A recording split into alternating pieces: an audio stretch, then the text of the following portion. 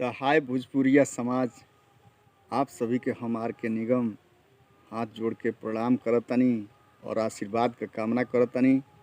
और साथे साथे आप सभी के बीच में एगो अपने ज़माने का चलल गाना लेके आइल बानी। आशा करतनी आप सबके ये गाना ज़रूर पसंद आई हमारी आवाज़ में। तो पसंद आई तो आप लोग ज़्यादा से ज़्यादा हमके सपोर्ट करब जा।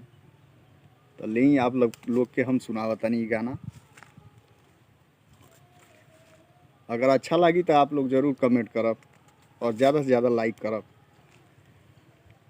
तहरा अखिया के काजल हमर जान ले गइल, तहरा अखिया के काजल हमर जान ले गइल, तहरा अखिया के काजल हमर जान ले गइल, तहरा अखिया के काजल हमर जान ले गइल।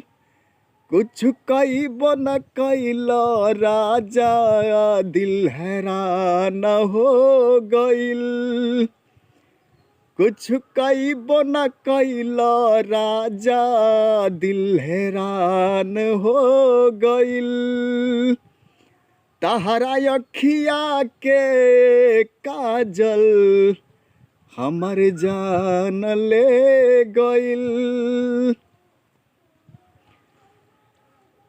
हमारा नामे तू लिख द इहे अपन जवानी,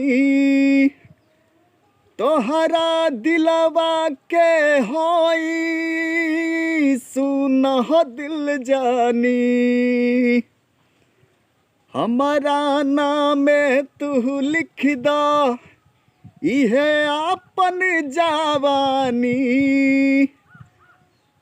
तहरा दिलवा के होई सुन दिल जानी,